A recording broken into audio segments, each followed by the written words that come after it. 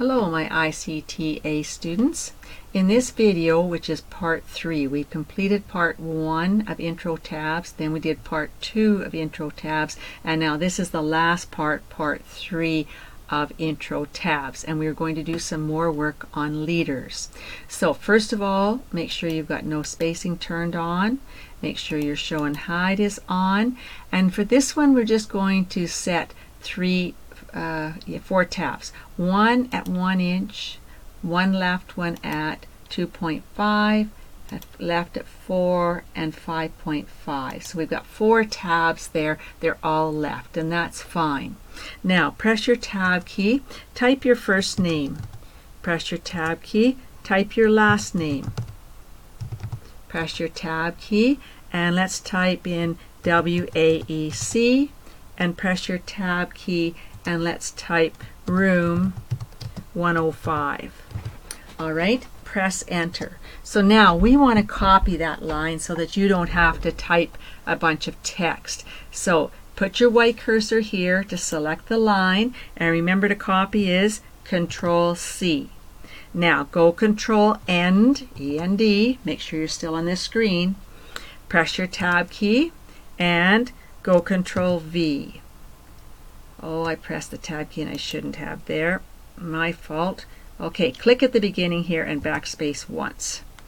All right, so now you should have it good. All right, click on the blank paragraph symbol and go Control V. And then click on the blank paragraph symbol one more time and go Control V. This time your cursor is on the blank paragraph symbol. We want to clean off your tabs. So remember, we go Control Shift and the letter N for normal. All right, and now put on your no spacing and press enter once. Now go Control Home, and we will highlight with your white pointing arrow all 4 lines. This time we want to put a leader on each tab. So we're going to go to Paragraph, and remember this was called the Paragraph Dialog Box Launcher arrow. And we want to go down to Tabs. Now we've got 4 tabs here. So the first one is left at 1 inch. We want to use leader number 2. So click on leader number 2 and set it, but don't go out. We want another tab at 2.5. It's blue and it's still left, but we want leader number 3. Set it, don't go out. Now go to your tab at 4 inches. It's left, but we want leader number 4. Set it. And now go to your tab at 5.5, and we have still left, but we want to put leader number 2 on it. Set it, and now say OK. And so now, do you see the dots? Know how they come at the bottom of your name? Dashes go in the middle. Underscores or underline.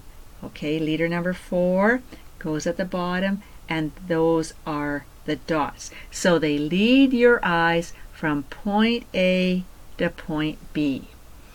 Now, if you wanted to remove one of these leader tabs, if you pull the tab off, you see how everything jumps, and because it's missing the tab. Now, if you go Control Z to undo, you put that tab back the way it was.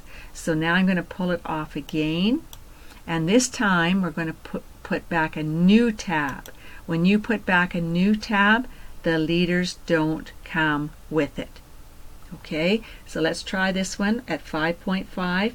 Drag it off, and you see it has nowhere to go. If you go Control Z to undo, you put it back. But if you drag it off and now you put a new left tab on, then you no longer have the leaders. So it's your choice on how you do that. So you can add leaders or not add leaders. Now, if you want to change Mansell here, whenever your last name is, if we drag this tab off, then you could say, oh, I don't want a center tab, I want a right align tab. So you change it to right. And now let's click at 2.5, and now oh, you can't tell really, but my name is right aligned. Okay, my name is right aligned. And because they're all the same length, so that wouldn't work. All right, I think that's all that I need to say there. The other thing we could do is add a bar tab again. So just to refresh your memory here, here's the bar tab, and maybe I want a bar tab here. And maybe I want another bar tab here. So while my highlight's on, I could just put in my bar tabs. And if I decided that I wanted 2 bar tabs, I could do 2. If I wanted 3, I could do 3. So it's your choice of where you put the bars in and how you like it. All right, that's the end for your introduction to tabs. We'll stop there, and now I'll do assignment number 1 just so that you can follow with me through that assignment. Thank you for watching.